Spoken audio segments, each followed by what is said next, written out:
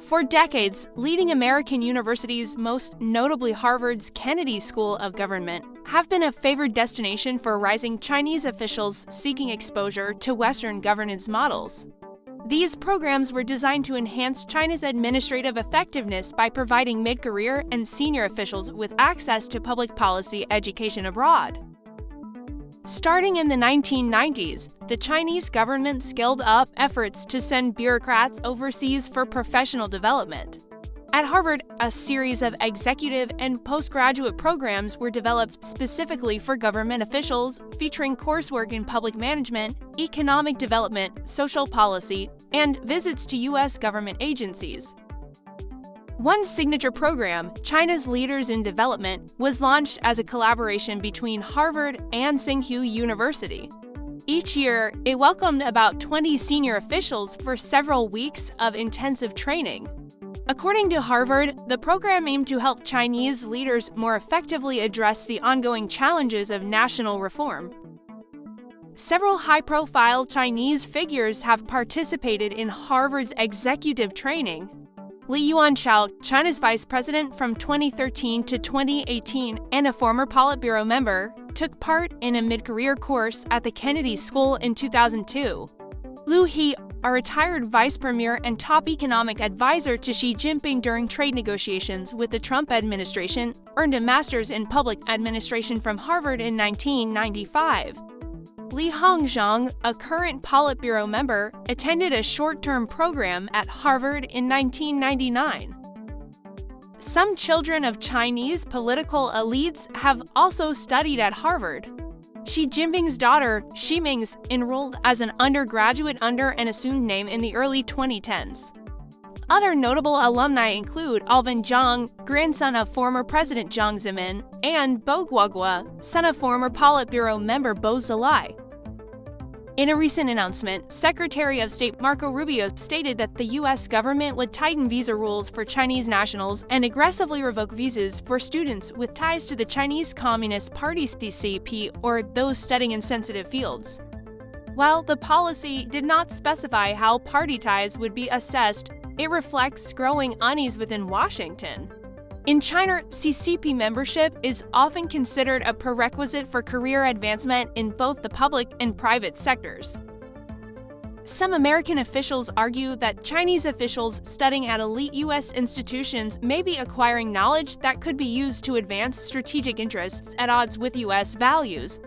These concerns have fueled broader efforts by the Trump administration to reshape academic exchanges and reduce perceived foreign influence in U.S. higher education. On May 22nd, the Trump administration announced it was revoking Harvard's authorization to enroll foreign students, citing alleged collaboration with the Chinese Communist Party.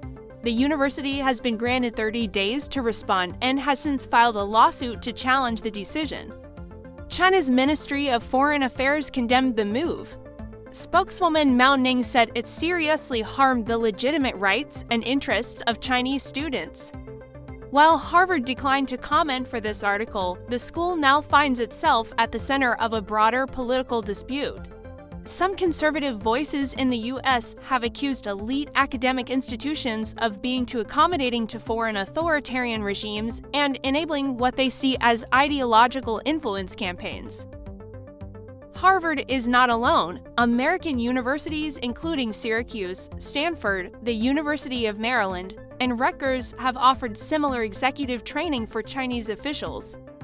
For example, Syracuse's Maxwell School helped establish public administration programs at Chinese universities in the early 2000s. These initiatives were part of China's post-reform modernization strategy aimed at improving governance by learning from international practices. Among Chinese observers, Harvard has earned an unusual nickname, the Party School Abroad. In 2014, an op-ed in Shanghai Observer, a state-affiliated publication, declared, "If we were to rank the Chinese Communist Party's overseas party schools, the Kennedy School at Harvard deserves the top spot." The Harvard-China relationship illustrates a deeper challenge. Can educational exchange survive the growing geopolitical rivalry between the U.S. and China?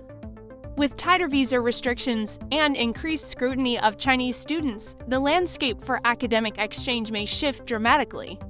Thousands of students with no formal political ties could find themselves caught in the crossfire, raising concerns about academic freedom and the global reputation of U.S. universities.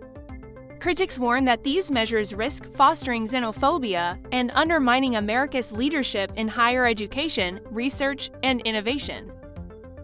The debate over Harvard's role in educating Chinese officials is no longer just about academics or visas.